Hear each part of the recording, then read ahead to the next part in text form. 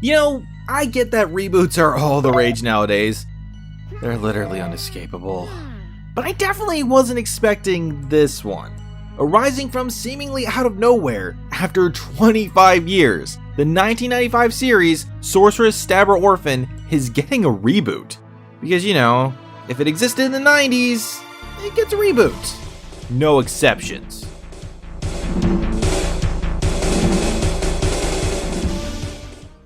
As someone with enough nostalgia for Orphen to have bought the entire series on DVD, and still owns one of the VHS tapes from when I was a kid, yeah, I have no idea why this thing is white, I can easily say, without hesitation, good. This is a series that was hurting bad for another run. Because while it still looks solid, Orphen has not aged well. They reuse animation so much it makes Sailor Moon blush. But if you think the show has aged poorly, you clearly haven't played the game. Orphen Scion of Sorcery. Released back at the turn of the millennium as one of the PS2's launch titles, you know, back when the PS2 was considered just a inexpensive DVD player, Orphen is one of those games that really kind of justifies that mentality. Though not without putting up an interesting fight. I gotta be honest, this game is a tough nut to crack. On paper, Orphen Scion of Sorcery is an amazing game. On paper. It's chock full of interesting and cool ideas, which, just like paper, falls completely flat. With one exception.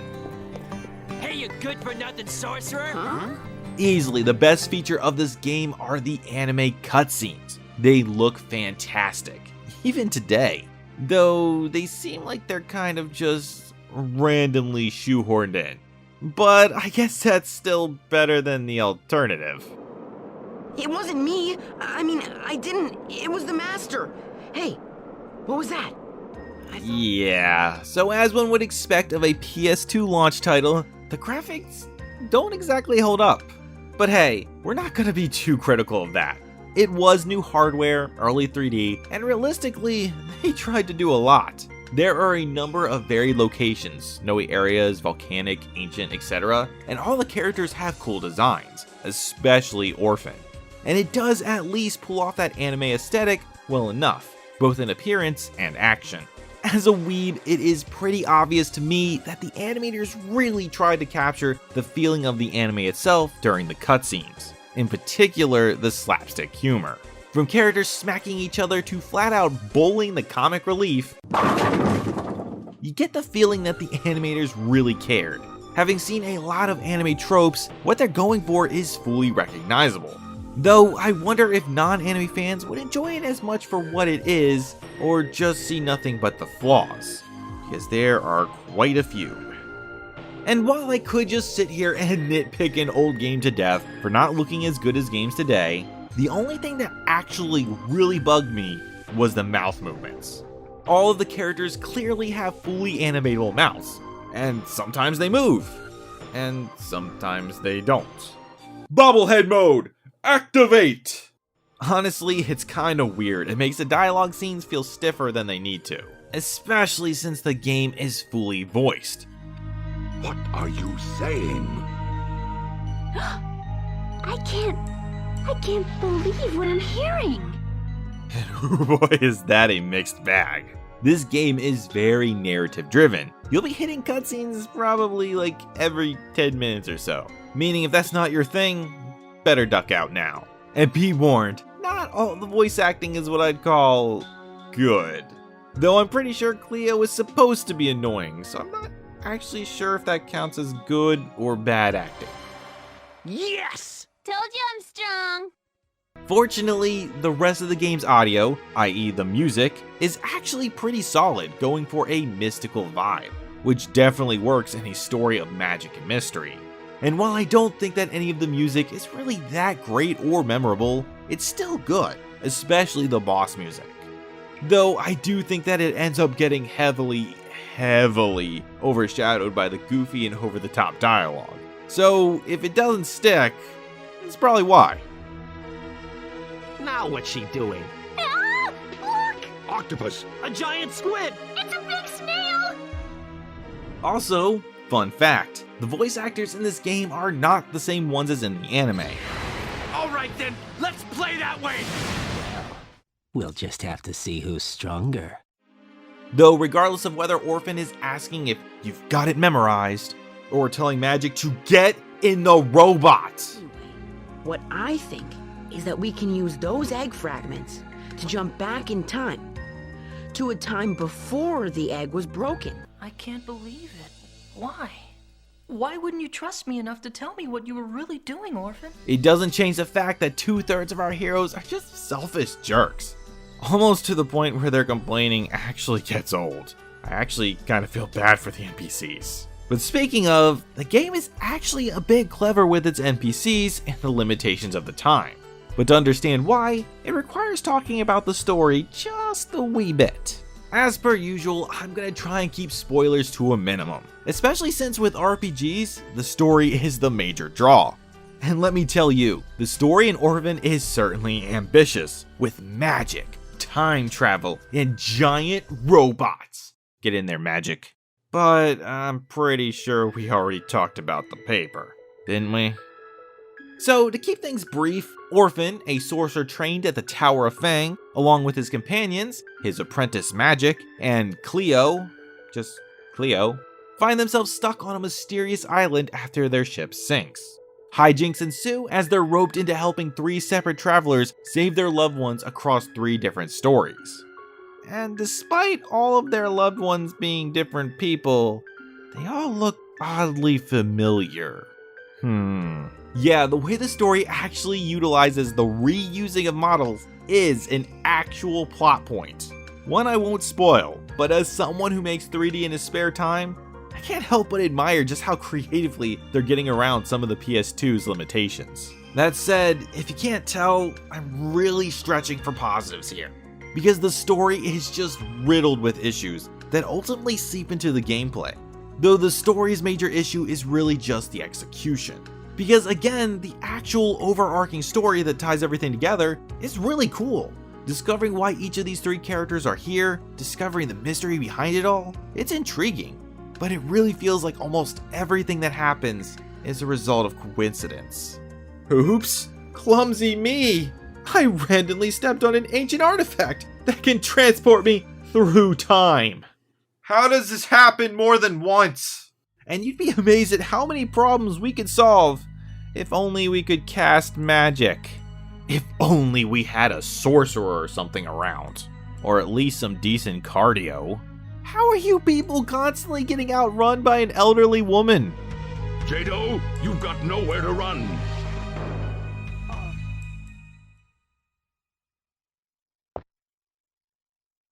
Oh, she's getting away! Honestly, it really does feel like a lot of the things that happen in this game are just padding that makes the game longer than it needs to be, which is a genuine issue. While I can easily look past older visuals and some of the quirks of the time, the fact is that the actual gameplay is pretty tedious. Going back to all the environments again, traversing them is actually pretty dull. While there are a lot, they're all bland and barren, and lacking the charm of games like Eco or Shadow of the Colossus. There's really nothing to see here. And for an RPG, the game is super linear. There is no off the beaten path here. Even the chests that are scattered about are pretty much worthless, as the items rarely come into play. And one would think that breaking this up with puzzles and battles would help, but nah. The puzzles in this game are lame. The game does try to make it feel a bit different by having you switch between characters to solve them, but it ultimately serves no purpose and just boils down to being way too simple, or often relying on the most basic of platforming, which this game's controls do not lend themselves to at all. It's also worth noting that being an early PS2 game, the camera is linked to the shoulder buttons, not the right analog stick, though you will get used to it. And hey, Kingdom Hearts did that too, and that's a great game. Unfortunately though, the real problem with the puzzles is that aside from the stupidly easy ones, is that the game kind of just expects you to have gaming experience to know how to solve them, instead of, leaving clues or helping direct the players to the solution. For example, here I am just jumping around this area until I randomly fell to the floor, which is indeed the solution, but that was just a guess. But what I really want to talk about is the combat. Looking at the back of the box, the game boasts its 51 event-based action encounters. Wow, quite the boast. They must be really proud of their combat system. And to be fair, this game has been on my radar for a long time, like since I first started making videos, because I remember the combat being really fun and just really unique. I was half right. Because at first glance, the battle screen looks like a traditional turn-based RPG, but I guarantee you, it's not. And while you are indeed stationary like one, it's quite different. And regardless of which character you're controlling, they all pretty much work like this. You have a button for a projectile spell, which you can charge to unleash multiple projectiles, an AoE spell that can be charged for a summon, a melee move that lets you run up to foes and if timed correctly will allow for multiple slashes, and a shield for defense. You're also allotted a reflect style shield in place of one of the other spells. There's also elemental variations to these attacks, and how you choose to customize them is your prerogative. And you can even have multiple of the same type if you so choose. But just like a Pokemon, you only get 4. Jumping into the actual combat, every fight has you surrounded by foes, as well as the occasional environmental hazards that you can use to your benefit. Like lamps you can knock down to cause fires, different elementals that'll explode on your foes, and even some health elementals that can heal you. Select your target or targets and unleash your attack. And be sure to block when the baddies try to do the same. Now at this point, I bet that all sounds pretty good, am I right? It definitely does have its moments, like when you use the moment your character runs up for a melee attack as a method to not only attack, but dodge a strike as well. But the fact is, the combat is really lacking some serious polish, with the main culprit being the camera. What nutjob designed this? The camera moves around quite a bit in these fights, in what I think is an attempt to make the battles feel more cinematic. Now in boss fights where there's just one enemy, that actually kind of works and it's pretty cool. But when there's a big group, which there usually is, it ends up being a complete and utter mess. It's genuinely tough to see all of the enemies, where they're attacking from, or even try to read their movements. Which means you're gonna end up taking a lot of hits, which also interrupts your spells, making trying to charge them up often pretty pointless. It's better just to spam your attacks. Plus, the spells have a bit of a delay to them, making Twitch reaction counterattacks basically impossible. That is, assuming you could target the correct foe in time anyway. Your lock-on really likes to switch between enemies as they leave and re-enter the screen. It really feels like they couldn't make up their mind on whether or not they wanted to make an action game or a turn-based game, and they compromised on a broken hybrid. That again, awesome on paper, but not so much in execution. Though I doubt it'll hinder you all that much, as these fights are super easy. I just attack things until I won like 99% of the time.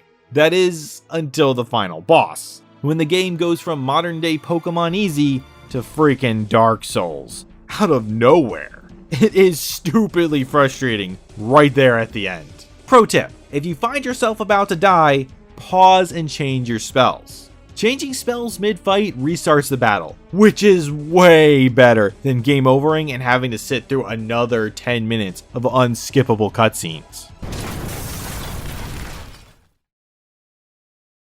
And with the end of that fight and victory in hand, the game ends with a very unsatisfying conclusion to a story that honestly left me really disappointed. A sentiment that I hold for the entire game. As a retro gamer, I can look past the dated graphics and some of the iffy mechanics, and even the questionable dialogue. I have a lot of nostalgia for the series, and this game in particular, but that doesn't make it good. Despite some cool anime cutscenes and some decent music, the overall gameplay is boring and tedious. By the time I had reached the end of the first storyline, I was ready for the game to end. The puzzles are a drag, the combat is a mess, and there's no real challenge until the very end of the game when it just goes from zero to cheap, with the nail in the coffin being the lousy ending. I started this video out talking about how I was genuinely shocked to find that Sorcerous Stabber Orphen had finally gotten a reboot. And as a fan, I'm happy about that. But of all the Orphen properties, it's this game that really deserved a reboot the most. The game is just brimming with cool ideas that I would love to see reach their full potential. But when it comes to the PS2 version we got, I just can't recommend Orphen Scion of Sorcery.